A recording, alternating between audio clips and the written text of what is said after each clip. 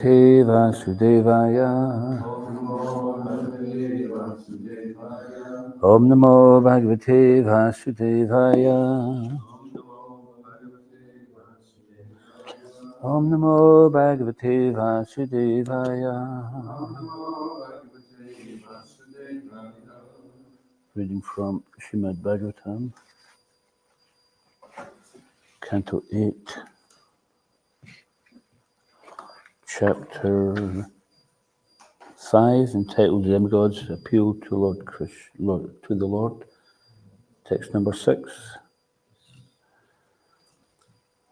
We got it up there. Tasyanubhava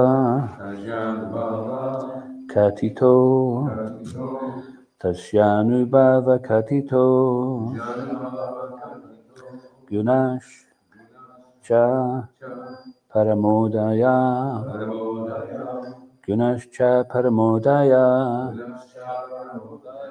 Boman Renun Sa Vimame Boman Renun Sa Vimame Yo Vishnur Varnayed Gunan Yo Vishnur Varnayed Gunan Tasyanu Bhavakatito Gunascha Paramodaya Boman Renun Savimame Yo Vishnur Varnayed Gunan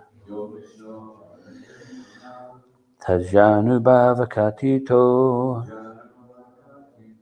Gunascha Paramodaya Boman Renun Savimame Yo Vishnur Varnayed Gunan Tasyanu Bhavakatito Gunascha Paramodaya Boman Renun Savimame Yo Vishnur Varnayed Gunan. Please chant. Tasyanu Bhavakatito Gunascha Paramodaya Boman Renun Savimame Yo Vishnu Varnayed Gunan Tasyanu Bhavakatito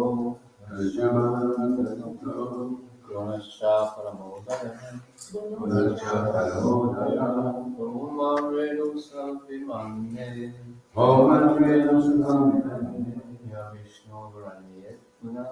Yo Vishnu Varnayed Gunan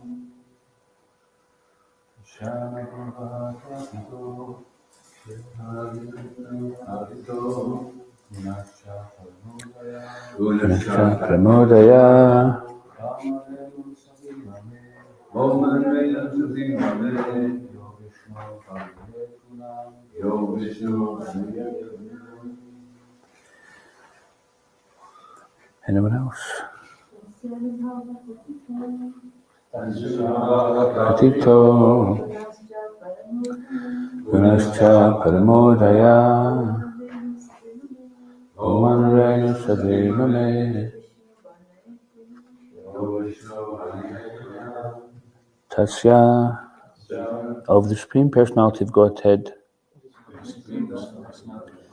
appearing as Vaikuntha. Anubhava, great activities. Katita were explained. Guna, transcendental qualities. Cha, also. Parama Udaya, greatly glorious. Boman, earthly. Renun, particles.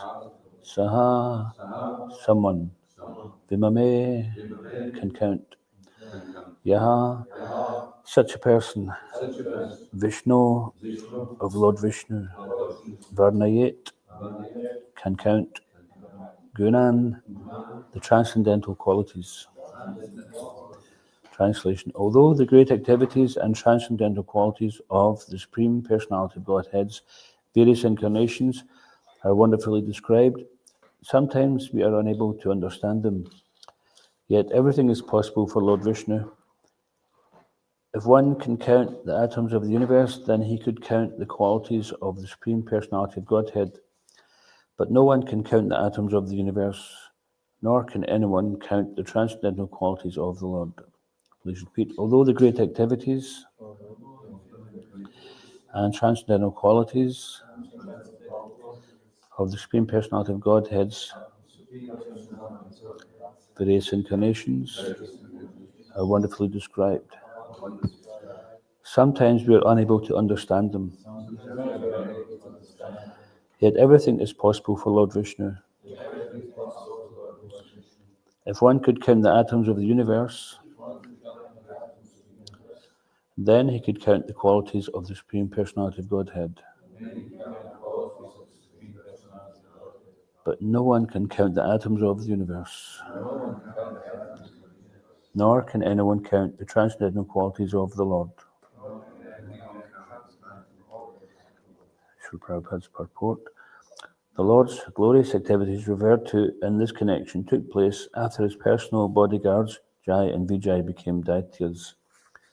Having been cursed by the great sages Sanak, Sanatan, Sanat Kumara and Sananda, Jai as Hiranyaksha had to fight with Varahadev, and that same Varahadev is mentioned in regard to the Raivata millennium. The fighting, however, took place during the reign of the first Manu, Swayambhuva. Therefore, according to some authorities, there are two Varahas. According to others, however, Varaha appeared during the regime of Swayambhuva Manu and stayed in the water until that of Raivata Manu. Some may doubt that this could be possible, but the answer is that everything is possible. If one could count the atoms within the universe, one could count the qualities of Lord Vishnu, but the atoms of the universe are impossible for anyone to count, and similarly no one can count the transcendental qualities of the Lord. Om Agyana Timarandasya Gananjana Salakaya Chakshun Militam Yena Tasmai Shri Gurave Namaha Vakam Karoti Vachalam Pangablagayate Garim Yakripatamaham Vande Shri Garim Dinataranam Jai Shri Krishna Chaitanya Prabhu Nityananda Shri Advaita Gadadhar Shiva Sadigora Bhaktavrinda Hare Krishna Krishna Krishna Hare Hare Hare Rama Ram Ram Hare Hare.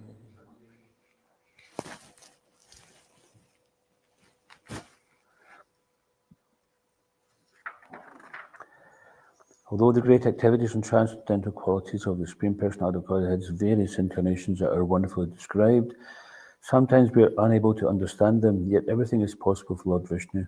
If one could count the atoms of the universe, then he could count the qualities of the Supreme Personality of Godhead. But no one can count the atoms of the universe, nor can anyone count the transcendental qualities of the Lord. I was just reminded of something else I read in the Bhagavatam regarding the Sankhya philosophy. So Sankhya means, what's the literal translation of Sankhya? Do anyone remember? Analytical, yeah. Analytical study, but it's another numbers. To count, yeah. Count. So there it appears contradictory because it says that one could count the atoms of the universe because they're finite. Now, although it seems like infinite, the material world is considered to be in relation to the spiritual world finite. So here it's saying that you couldn't count them. So does that mean the Bhagavatam is wrong then? It's saying one thing one place and a different thing in another place? How do we understand that? But it says you can count them and it says you can't count them. Well, it says that they can be counted and then it says that you can't count them. Maybe she's trying to encourage you. Yeah, because we're so dumb. Well, so it did say that they could be counted, but it didn't say that you could count them. Because you couldn't live long enough for a start, right? I mean, if you look at in a microscope, like a few hundred years ago or 100 years ago, whatever they had as a microscope then was less powerful than they have now. And what they considered was an atom. They based a lot of their materialistic science on the knowledge they had then, which was much limited.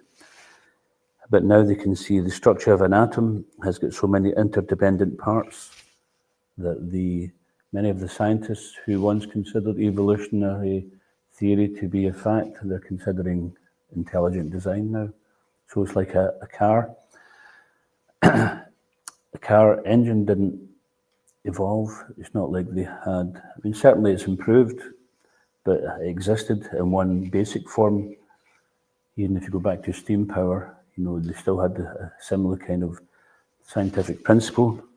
And then they used Rudolf Diesel. He decided to invent the diesel engine. And they've had many add-ons, but they couldn't just have part of the engine like the cylinder, the piston, and no crankshaft. Maybe that's too technical for you, but they couldn't have it all and it's still running with bits missing. And in fact, if one thing goes wrong in your car, then the whole thing is kaput, isn't it? You can actually, so many interdependent parts. So even in the cell, so many interdependent parts, and how much do we not know yet that we can't see with the human eyes?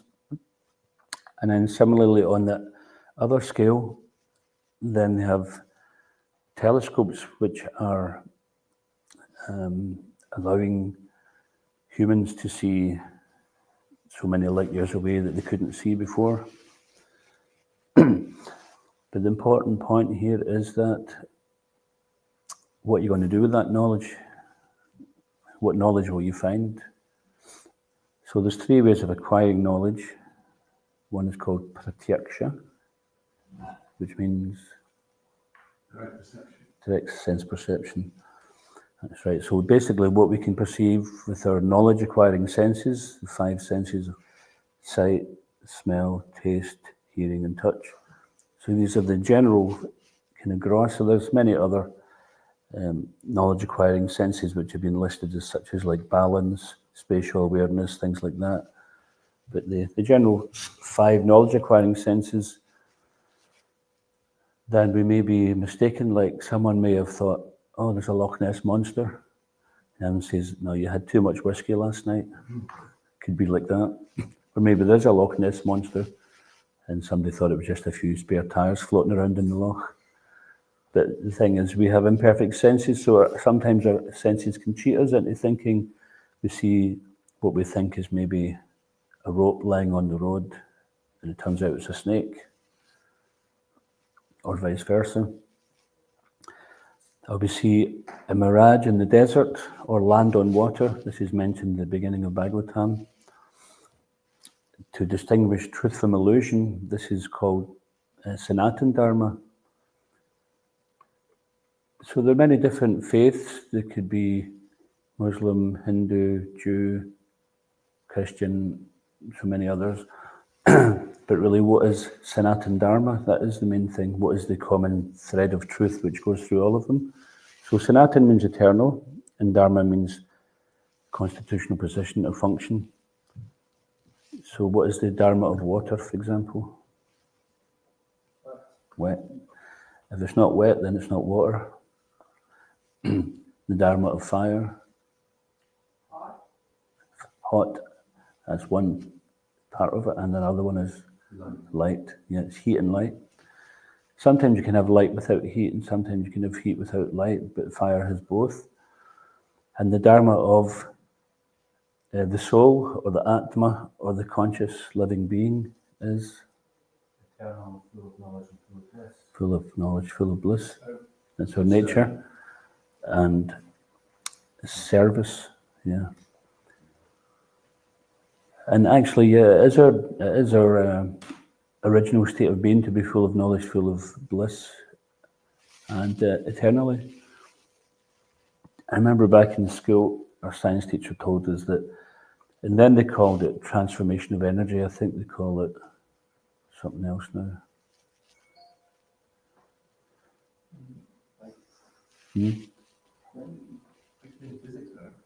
Physics, yeah.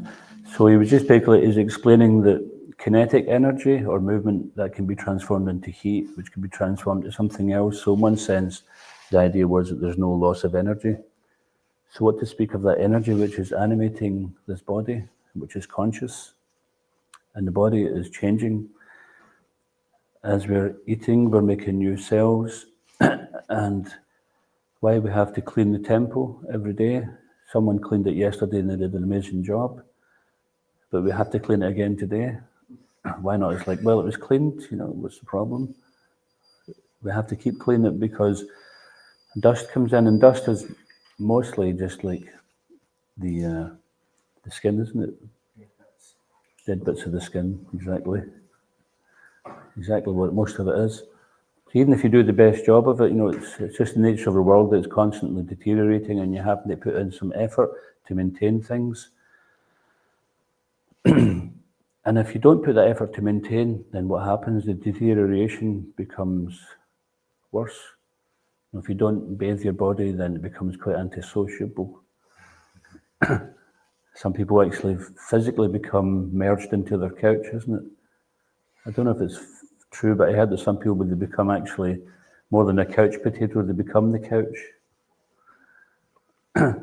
So in this material world, then the material body, which is a machine, is always having to be maintained, just like you have a car.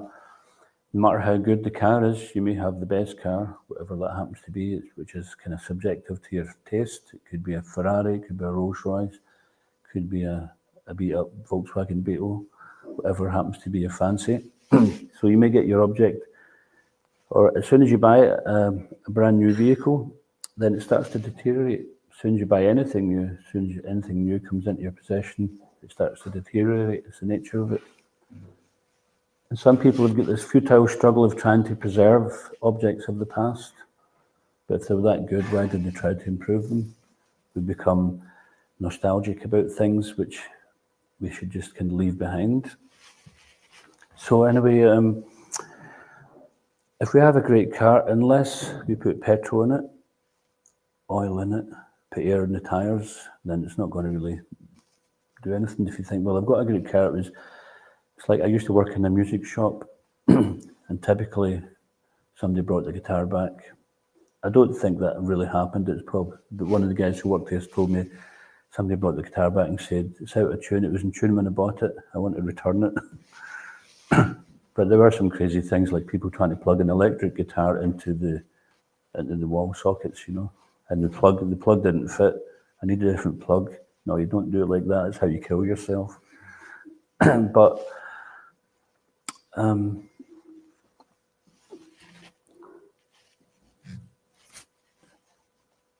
sorry, I went on a little distraction there. I lost the. Yeah, so the maintenance requires so much endeavour, put air in the tyres, etc. So we have to maintain this body, but it doesn't mean to say that we are the body, just like we're not the car. Like sometimes you have an accident in the road, right? There's a crash, or somebody runs into the back and you go, oh, you've damaged me, you've hit me. You didn't hit me, we just identify with the car so strongly that we become upset. But if you're not physically harmed, then really what is it? What is the value of it? Of course, because we place so much value on it, and it means it's going to cost money and so much trouble, etc., like that, then we place so much value in it. And an interesting thing that one time, Prabhupada, our founder, spiritual master, he arrived in, I think it was Los Angeles, and the devotees there had, either they had a friend who had a Rolls Royce, or they hired one for the occasion. Because they got so much love and respect, they wanted to offer what they thought was the best. And then someone was criticising why your disciples brought you in this Rolls Royce. And he said, what is this Rolls Royce? It's simply tin and rubber, glass. He says, why not a gold car?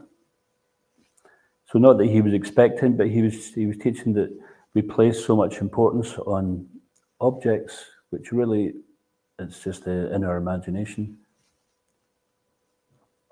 Bhaktivinoda Thakur, one of our spiritual masters, back in the early 19th century. He said the objects of false prestige are falsely prestigious, which is there in his description. And he also mentioned that the false prestige is as valuable as, anyone remember? The urine of an ass. Nearly, dung of a boar. Similar category. So if you've been to India, maybe not so much now, but it used to be that there were so many open sewers, and the hog would eat all the unmentionable stuff in the sewers, but no hog would ever eat the stool of a hog, so it's got no value really. And even they say cow dung has got so much value. They use it sometimes. It's like we talk about some countries, the weather is too hot, so they maybe put some insulation to keep or AC, but insulation also would do a job of keeping the house cool. Just like some of the houses we have here, they're very old, like over 120, 130 years old, and the walls are thick like that. So it means in the summer they're cool, and in the winter if you put some heat in, it keeps the heat in. But I remember visiting India once, was in Vrindavan, and we went to a place called Gokula. And they had a Go Raksha program, cow protection program. So they had the cow shed, the cows, and you could go and take some of their milk and give some donation. And they had a shala or a shelter, which was just a roof and some upright beams. And on the floor, it was very early in the morning. This was about November, so it was quite cold. It was very cold to the touch because many places in India, they don't bother with heating because within a few hours, even in the colder months, it gets hot enough during the day. But if you touch the marble or the concrete floors, then it's pretty cold. But at this place I went to, the floor actually was warm. And what they'd done is they'd mixed mud and cow dung together, like this thick or something. So it was actually warm. There was no, everything else was cold that you touched, but you sat on that, and it was just like body temperature. So we went away for a few hours. We came back after visiting some places of pilgrimage, and then the weather was really hot, and we stopped off again, and the floor was cool. This is nature's insulation. And you can see that some of the house repairs are done with cow dung, etc. So it's so valuable. But the dung of a boar has no value. So this is the prestige really has no value. It's just a mental conception, isn't it?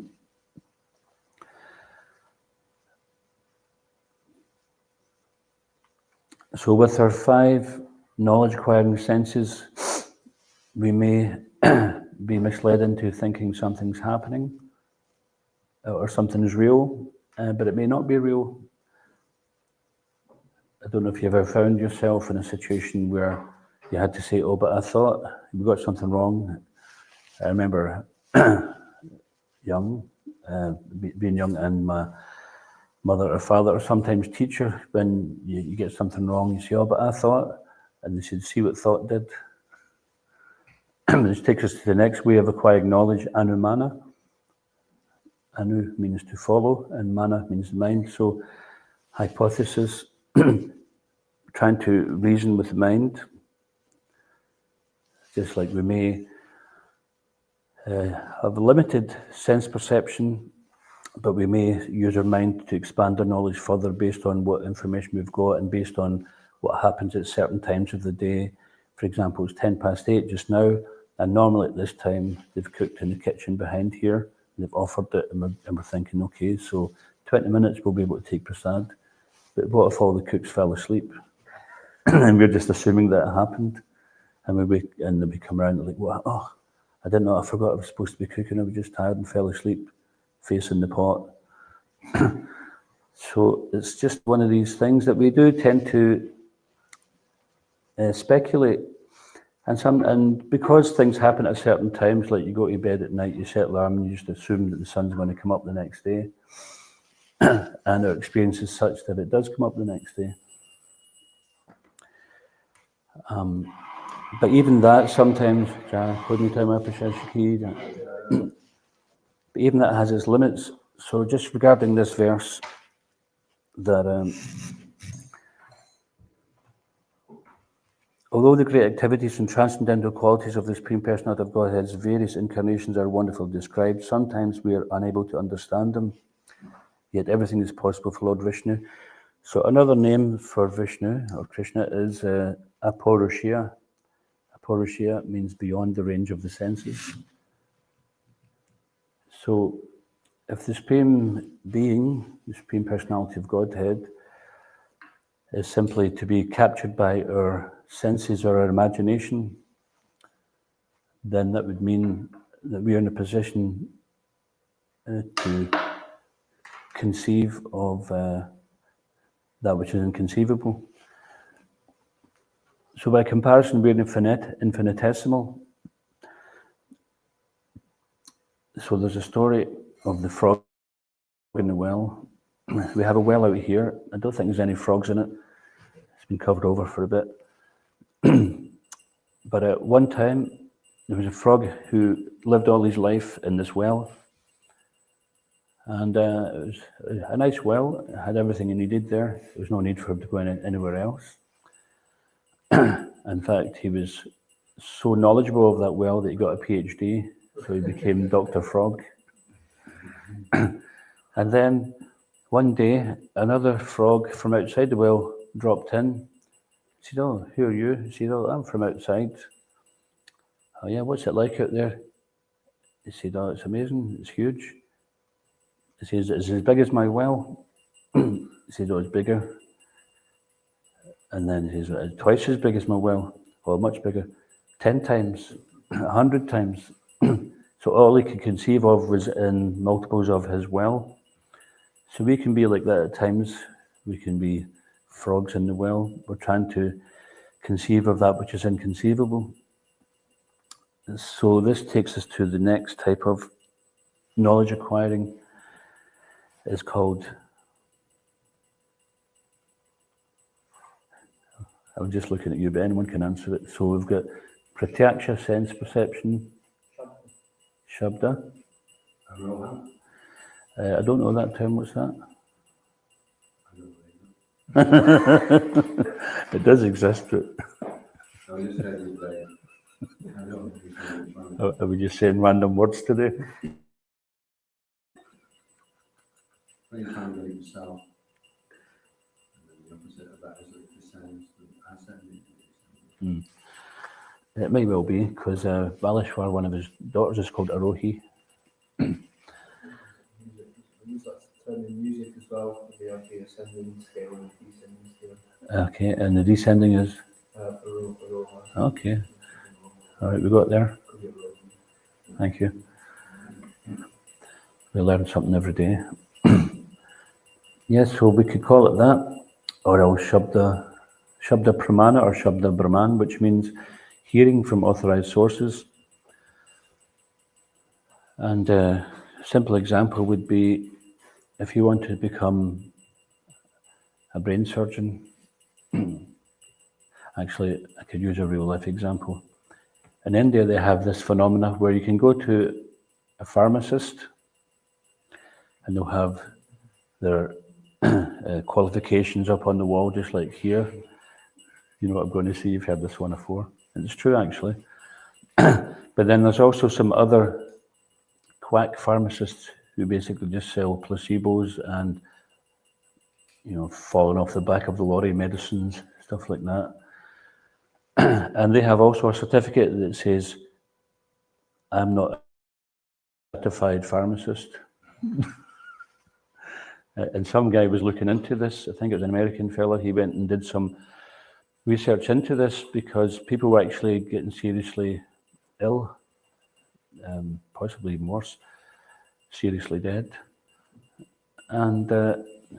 And he says to the guy, and he went to some school, apparently he went to some course to be an unqualified, uncertified pharmacist. It's like our friend Karina from Aberdeen, well, she moved to Atlanta, and she was a yoga teacher trainer, and her course was quite in-depth and very authentic, And for her students to become a teacher, it would be a full year's course. And they had a great in-depth understanding, etc. And then she was telling us that some people are doing a weekend course practically and becoming a yoga teacher afterwards, which she thought was very dangerous, because how can you understand the anatomy? There's so many risks involved. Understand the philosophy, the application, when not to teach someone an asana, etc. So this is the nature of the age we're living in, that everybody wants everything instantly. When we used to go out on book distribution, and some of the devotees still do, but I remember when we were young enough to have the energy to find the busiest spot in the city, we just looked to see where's Boots the chemist or pharmacist, because everybody goes in there. It's like the busiest shop in town. So you just see where's that's where I'm going. I'll stand outside that, and that's where you get the most amount of footfall. Why? Because everybody's trying to maintain the body. They've got some ailment. Everyone's got some ailment.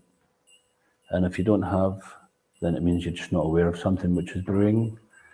And like Prabhupada says, that we are aware of the pains and pleasures of our own body, but we're not aware of the pains and pleasures of another. The point of that is he's showing the eternal individuality of the soul. So first of all, the soul by nature is conscious, and we have a body. Not that we are the body and we have a soul. We are the soul, we have a body, and we survive. Just like we may give up our car or give up our clothes, dehinos minyata dehi komaram yovanam jara. Just as we move from youth, from childhood to youth, to adulthood, to old age, then finally at the end, dehantara praptir. Dehant, ant means end, deha means body. At the end of this life, then similarly, just as we change bodies in this life, like we were saying earlier on, that as we're eating, the cells are renewing, we're shedding skin, but we're still maintaining an imperceptible time. We don't see ourselves changing. We look in the mirror every day, and we don't see the crow's foot appearing. Eventually, just we age, and but we stay the same. So something which happened to us when we were maybe 5 years old, perhaps we can remember that. It didn't happen to someone else. We were there. Just like I remember when I was about 3 or 4, I must have been about that age, because when we lived in a particular house, I remember I was told to stay away from the table because there was hot water. But being the curious little demon that I was, I went and investigated it, spilt it all over me, got a big scar, and I remember it very well. It didn't happen to someone else. It happened to me. But the body's changed. Every 7 to 10 years, all the cells renew. But we still remain the same. We retain the memories. We know those experiences. We learn those lessons. Stay away from hot water. Things like that. Or we have some pleasant experiences. Some knowledge that maybe was told. Like I remember also, around about the same time, I didn't like the way the plants were looking outside the house, so I started pulling all the leaves off. And the neighbour came along and said, don't do that, the plant need that to breathe. They're also living. And I thought, I never thought about that. I thought they were just like some kind of decoration. So then by that knowledge that person gave me, it stayed with me, that I thought, wow, I never knew they were living beings. So the final method of acquiring knowledge is the descending method. So if you wanted to become a brain surgeon, as we're saying, then you wouldn't just read a few books on it, get yourself a weekend course, put up a sign saying, I'm not a certified brain surgeon. And then because the NHS, National Health Service, has got such a long waiting list, say, look, I can do it next week for you. You don't have to wait for a year. Would anybody stand in line? Unless perhaps they weren't quite of sound mind, which could happen. Anything's possible in this world. But no, nobody would do that. So, and you would take the knowledge from an authorized source. someone who has the experience, who has the proper qualification, and you would take some time to learn it. So you'd hear from the authorized source. And so similarly, this Sanatan Dharma, or eternal function of the soul, then if we actually looking for it, just like Jesus Christ said, seek and you shall find. So be careful what we're seeking, as Buddha said, be careful what you're looking for, because you might find it. And then Prabhupada also mentioned that if we want to be cheated, then Maya will, or Krishna's eternal energy, will present some form of cheating for you. So therefore we have to be sincere in our search for truth. And when we are, then we'll see the truth anywhere. It's not just like the truth is only found in this book and you won't find it anywhere else. You certainly will find the truth here, and you'll find many truths in this Bhagavatam you won't find anywhere else, because it's an in-depth study, just as if you have a pocket dictionary and you have the fully unabridged Oxford Dictionary, there's no difference in essence, but one will give you a lot more knowledge than the other. So the Bhagavad Gita is considered to be the ABC of spiritual science, spiritual life, beginning with you're not the body, you're a spiritual being, and you don't die when the body dies. You're eternal, full of bliss and full of knowledge, but you've forgotten this, and you're in an incompatible situation, like a fish out of water. You're trying to enjoy the material world, but you're not matter. Therefore, we are selling ourselves short. We are of a higher nature, and we become satisfied when we connect also with the higher nature. And in Krishna consciousness, we do this simply by chanting the Hare Krishna mantra. Hare Krishna, Krishna Krishna, Hare Hare. Hare Ram, Ram Ram, Hare Hare. Because in different ages, there's different methods of self-realization, but in this age of Kali, which is known as the age of quarrel and hypocrisy, then it's like a battlefield commission. Or not so much battlefield commission, but battlefield medics.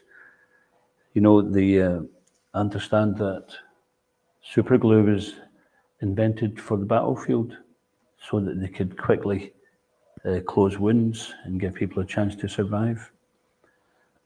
So this Hare Krishna Maha Mantra is like the superglue of the age of quarrel and hypocrisy which we're living in. So many other things may be of some value, but this is a thing which will connect you very quickly to the spiritual atmosphere, the spiritual energy. Because one of the achintya, inconceivable natures of God is that Krishna and Krishna's name are non-different. And when we chant Krishna, then we come in contact with Krishna. And people experience that even without understanding. Then they sometimes become very connected. If we're looking for connection with the Supreme, we try this out, then we'll see that they make an experiment of it. Just like in science, you have a theory and you have some experiment which can demonstrate that theory, and then you have the result.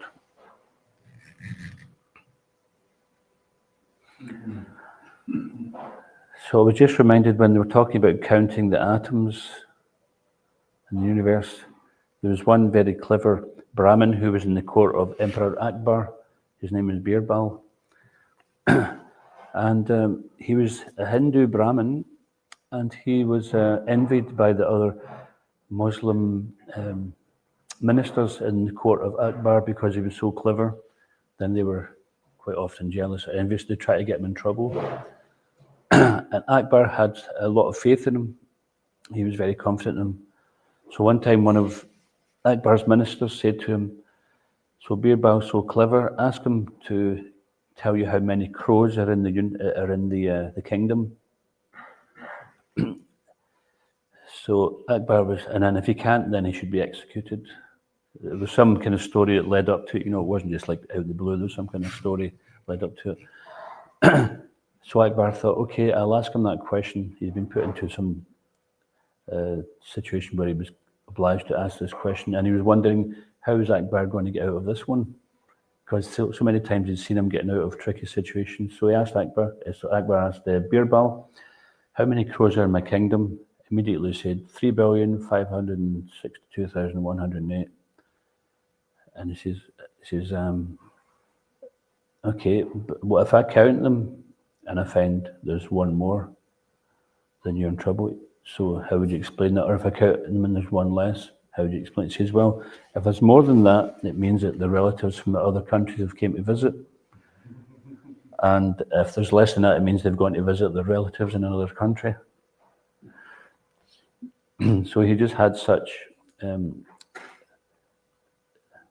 intelligence, or such clever intelligence that he could do like that. And some very entertaining stories of wisdom from Birbal.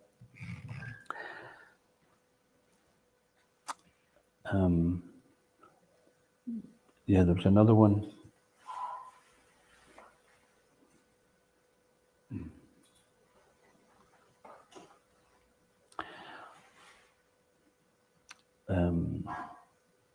Yeah, I'm trying to remember the whole story. I can remember part of it. So basically, there was some kind of argument that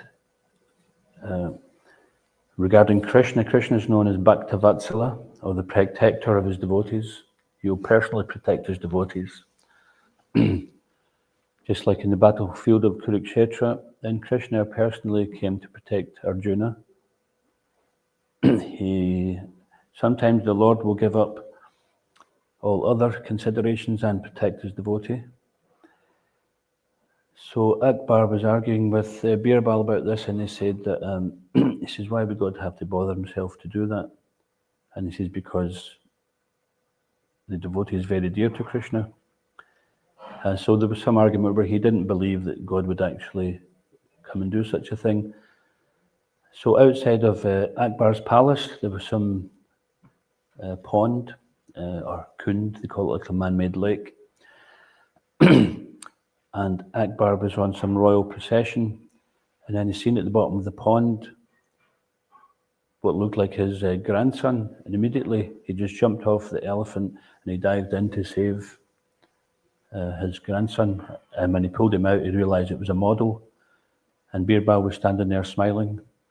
And it basically made the point that anyone else could have saved him, but you personally dived in and saved him. See, this is what God does. He personally protects his devotees. He doesn't leave it to someone else. Because of that love, that bond of love which is there.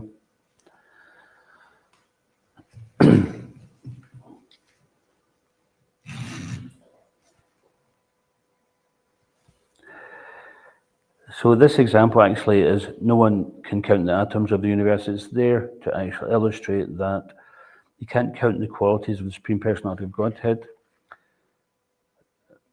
Just as is mentioned also in the first canto of Srimad Bhagavatam, that the incarnations of God are innumerable, like the waves on the ocean. You can't count the waves.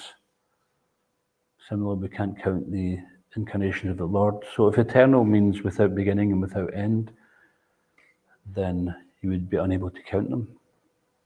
Because where do you start? And where would you end? It wouldn't. And there's no need anyway, because the infinitesimal cannot understand the infinite except by getting knowledge from higher source or by getting benediction or mercy. So, for example, we'll just finish with this one. Dhruva Maharaj was a small child, 5 years old, and he was in the court of his father, Maharaj Uttanapad, who was a great king. And in that court, then there would often great sages would appear and they'd speak wisdom, transcendental wisdom to the king. One time, Dhruva, a young boy up in the lap of his father, was scolded by his stepmother and told, you don't deserve to sit on the lap of the king, and insulted him like that. So he was a young boy, but still, his feelings were hurt, and he decided that he was going to put to use what he'd heard from the sages, which was, if you want something in this world, then you can approach Vishnu, because he can bestow all benedictions upon you. Now, Vishnu can do that, but generally for the devotees, we don't look for material benedictions. We're looking for spiritual mercy, spiritual benediction. So, and actually, basically, the devotees looking for service.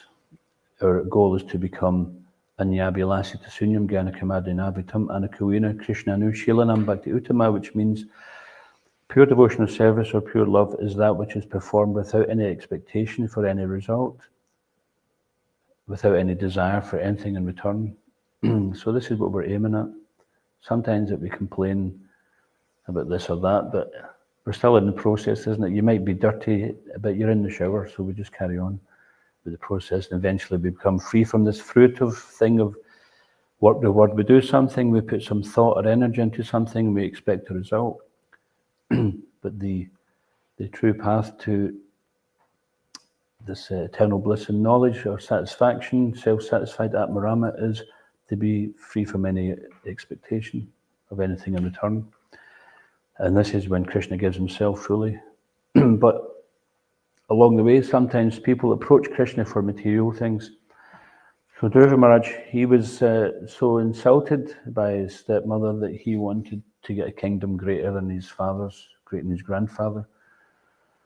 So he went to the forest and performed austerities. And Narada Muni, the great sage, appeared and gave him the mantra Om Namo Bhagavate Vasudevaya. So he was meditating on that for a long time. And he was performing asanas and denial of the senses in so many ways. And eventually Lord Vishnu appeared, but he was dumbstruck. Just like if you maybe meet one of your heroes, you might be starstruck. Right? You meet someone really famous, sometimes that happens, or someone very important, you might think, oh, what do I say? I might sound stupid, I'll just shut up. Maybe not. But just the example is there. So similarly, he met the Supreme Personality of Godhead and he was just dumbstruck, he couldn't speak. But Lord Vishnu with his conch touched his head and then he uttered these wonderful prayers. So the Lord gave him that benediction. And you can see this in the Srimad Bhagavatam, is it 4th canto?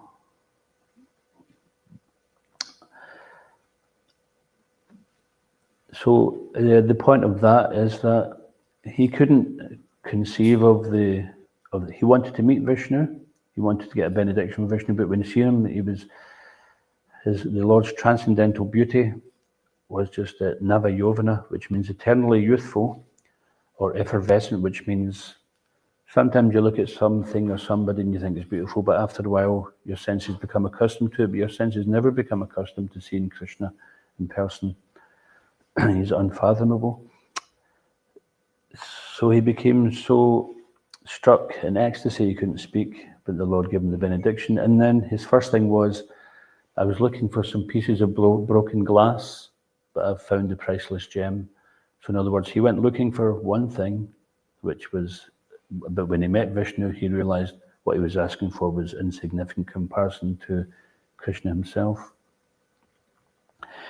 And that was by Krishna's mercy. So that type of acquiring knowledge coming from above can help us understand that which is beyond our frog in the well world, because that knowledge is coming from outside. Just like the frog from outside speaks above the Atlantic Ocean.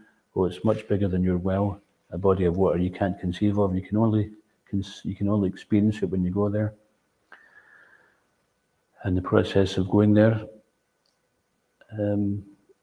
is Shravanam Kirtanam Vishnu Smaranam, hearing and chanting about Vishnu and then remembrance of Vishnu. And that remembrance means that we already have that eternal connection, we have just forgotten it. We've allowed ourselves to become distracted by the material world, and therefore we've forgotten.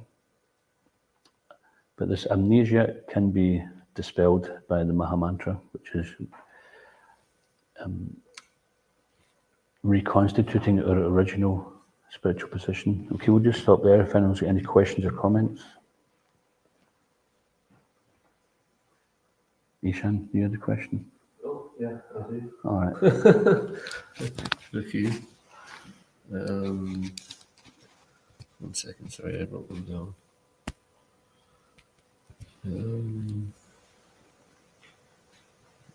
Yeah, and is there a way to improve our imperfect senses? You know, it's difficult to receive spiritual things with our senses, so it's a way to like perfect them so we can receive them.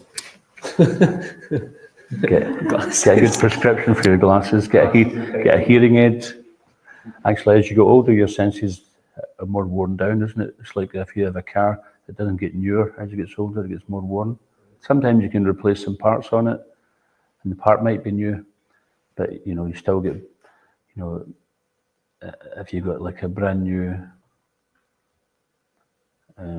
heart transplant, right? But you might die of something else and you get buried with a new heart. So just like you find some cars in the scrapyard that got brand new tyres in them, but the engine's kaput. So we can improve our knowledge acquiring. You know, that's the point, is because the knowledge acquired, the senses are there to acquire knowledge. So we want to improve our ability to acquire knowledge. And actually, there's one very simple thing which we say every day. Trinada pisine chena, tarora pisa hisnuna, amanina, manadena, kirtnia sidahari. So Lord Chaitanya gave this verse 3 of the 8 verses he left, which was, one should chant the holy name of the Lord in a humble state of mind, thinking oneself lower than the straw in the street. One should be more tolerant than the tree, devoid of all sense of false prestige, and ready to offer all respect to others. In such a state of mind, one can chant the holy name of the Lord constantly. So this humility is the key to knowledge. Typically, if someone goes for piano lesson, but before they went for piano lesson, they've been messing around for about a year just trying to figure it out themselves, then that person is more difficult to teach because they've learned bad habits than someone who comes in for the first day because we think we know something. So there's an old hippie statement that the more you know, the more you realize you don't know.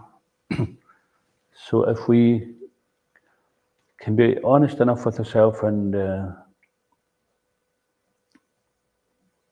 admit that we don't know so many things, just like the frog in the well, he's puffed up thinking he knew everything and everything was in relation to his well, but he didn't want to go outside his well. It's just as long as he can compare it to his well. So we may have the best telescope, microscope, but what do we do with that knowledge when we've got imperfect senses? You're looking at the result through imperfect senses and through imperfect reasoning.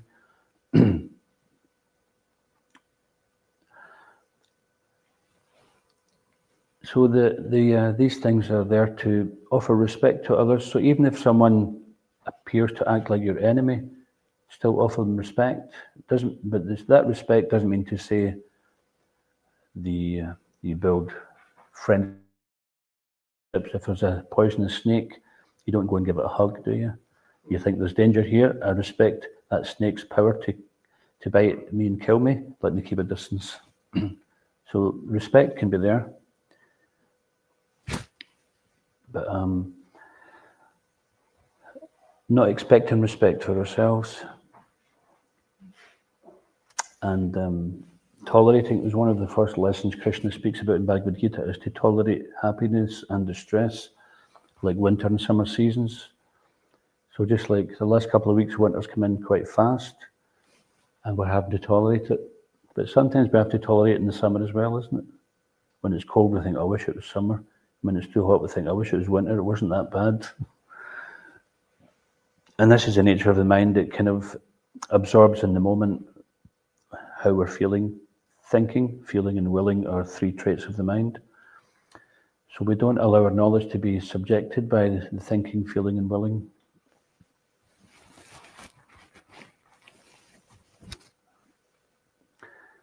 And by devotional service, so it was once explained to me that doing devotional service cultivates humility, because in the material world, people want to be the boss.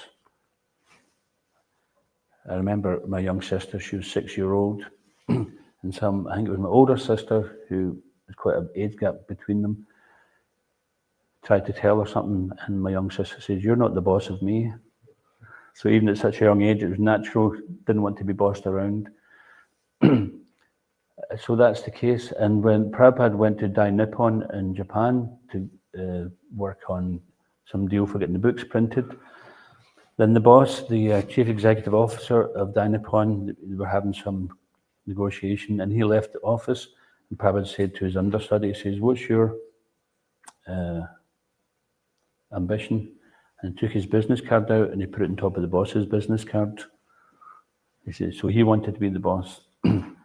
But then somebody would be standing behind him wanting to put theirs on top of him. And this is how it goes. That as soon as you get to the top, somebody wants to pull you down and replace you with themselves. It's called envy. But when we give up this type of ambition, then we actually give up on so much unnecessary anxiety which we create for ourselves.